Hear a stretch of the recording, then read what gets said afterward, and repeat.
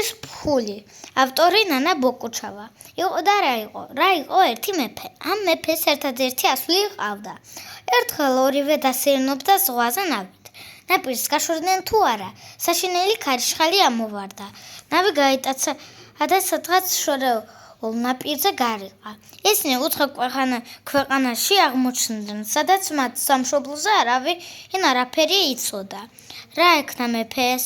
ვისაც კი უამბო თავისი უბედურება, არავინ დაუჯერა. ხელობა არაფერი იცოდა.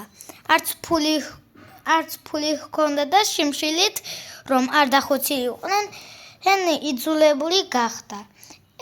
ერთ სოფელში მენახირე დამდგარიყო. გავიდა დრო და მოხდა ისე, რომ იმ ქვეყნის უფლისწული ნადირობის დროს მენახირეს ქალს შეეყარა. ქალის სილამაზემ ვაჟი მოაჯადოვა. პირველივე ნახვით შეუყვარდა. მივიდა სასახლეში და დედმამას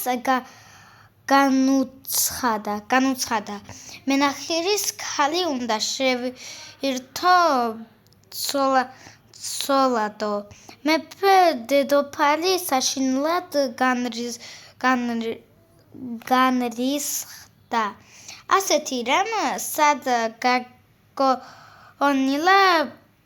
გაგონილა უფლისწულმა ტახტის მემკვიდრემ უბრალოდ მწყემსის გოგო შეირთოსო, მაგრამ უფლისწული თავისას არ იშლიდა. იმ ქალს თუ არა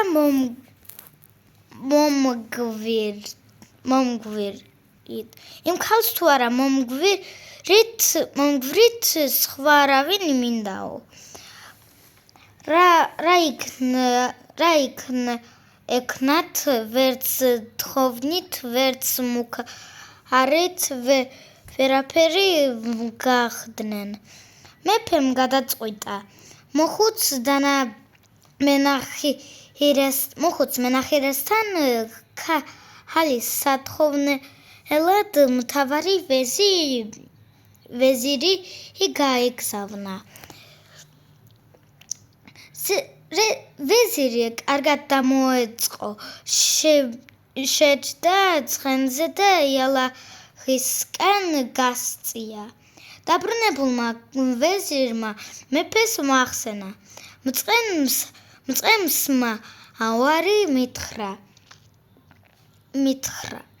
ქალს ისეთ კაცს არ გავატან, რომელმაც არც ერთი ხელობა არ იცისო. ბევრი ვუმტკიცე ხელობა რა უფლისწულის საქმეა მეთქი, მაგრამ თავისი არ დაიშალა. უფლისწულმა კი მოსვენება არ მისცა ამ მშობლებს. ესენიც რაღაც იზამდნენ. მენახირეს შუამავალი გაუგზავნეს და თან მდიდარი ზღვენი გაატანეს. არც ახლა დასთანხმდა მენახირე. მეფეს კვლავ შემოუთვალა. შენმა ვაჟმა ხელობა ისწავლოსო.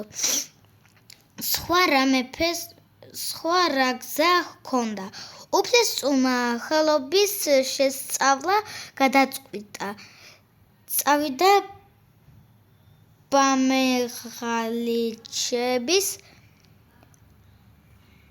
წავიდა ბაზარში და ხელოსნებს დაუწყო. თვალიერება. უყურებდა ოქრომჭედლების მეხალიჩეების მეწაღეების მუშაობას, მაგრამ ყველაზე უფრო მეკონდა მეკუთვნების შრომა მოეწონა. მხიარულად ტრიალებდა მეკუთვნის ჩარხი და აქ გადაწყვიტა მეკუთვნეს დასდგომდა შეგირდად. გულმოდგინედ სწავლობდა ვაჟი ხელობას. მალე ოსტატის ხებაც დაიმსახურა. ცოტა დრო გავიდა, თუ ბევრი უფლისწული და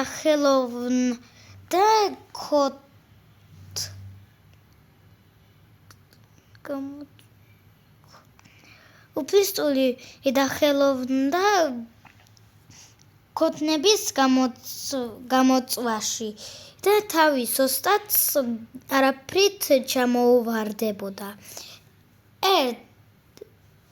ერთვე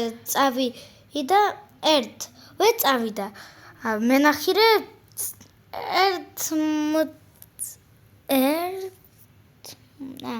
ერთმწვანიერ დღეს უფლისწულმა ალამაზი წყლის ლოქი გამოწვა და თვითონვე წავიდა. მენახირესთან ქალი საეთხოვნელად ამ დუქს რამდენად გაყიდიო? კითხვა მოხუცმა. 1-2 დინარს მაინც